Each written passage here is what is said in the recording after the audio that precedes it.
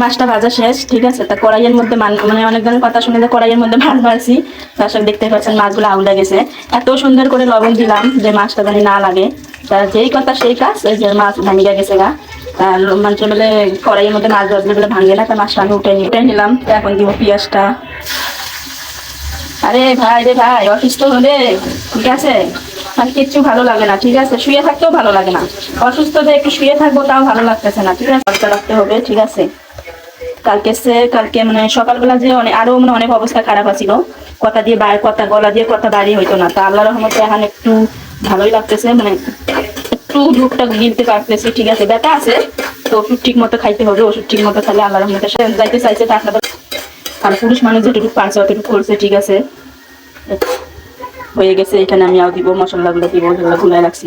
তো অনেকজনে আপনারা বলেন আপনাদের আইডিতে ভিউ হচ্ছে না, এঙ্গেজমেন্ট কমে যাচ্ছে। তা আপনাদের উদ্দেশ্যে বলতেছি, আপনারা বেশি বেশি করে অন্যের ভিডিও দেখেন, বেশি বেশি ফেসবুকে সময় দেন, ঠিক আছে।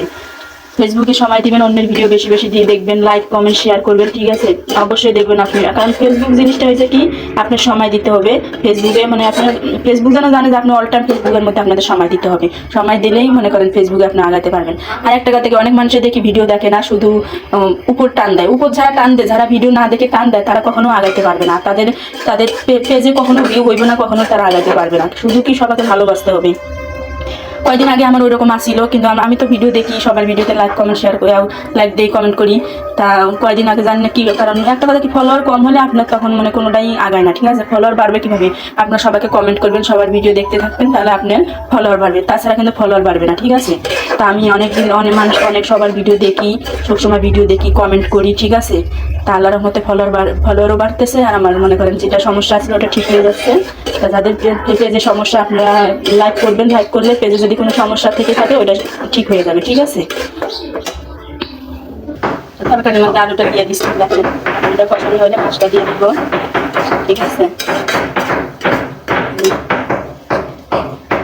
তরকারিটা আমার কষানো শেষ, তা একটু পানি দিব, হালকা করে ঝোলের পানি, ঠিক আছে। ঝোলের পানি দেওয়ার পরে মাছটা সাইডা দিব। রান্না প্রায় শেষ, ঠিক আছে। এখন মাছটাও দিয়ে দিব। আর ধনিয়া পাতা নাই, কালকে বাজারে যাওয়ার কথা ছিল আপনাদের ভাইয়া, তা আমি অসুস্থতার কারণে বাজারে যেতে পারি না, ঠিক আছে। ধনিয়া পাতা নাই, শীতকালে একটু তরকারি মানে ধনিয়া পাতা একটু টমেটো দিলে তরকারিটা ভালো লাগে, ঠিক আছে, মজা লাগে। তা ধনিয়া পাতা নাই, আমার কিছু করার নাই, ঠিক আছে। আমার রান্নাটা শেষের দিকে, যে দেখেন মাছটা রাঁধছি, ঠিক আছে। জানি না কিভাবে রান্নলাম, কারণ অসুস্থ মানুষ, ঠিক আছে। তা আমার কাছে কেমন হয়েছে জানি না। তা আপনাদের যদি ভালো লেগে থাকে আমার রান্নাটা, ঠিক আছে, একটা লাইক, একটা কমেন্ট, আর একটু বেশি যদি ভালো লেগে থাকে শেয়ার করে দিবেন। তা আজকে এই পর্যন্তই। আপনারা ভালো থাকবেন, সুস্থ থাকবেন। আল্লাহ হাফেজ। আর আমার জন্য আর আমার সন্তানের জন্য, আমার পরিবারের জন্য দোয়া করবেন। আল্লাহ হাফেজ।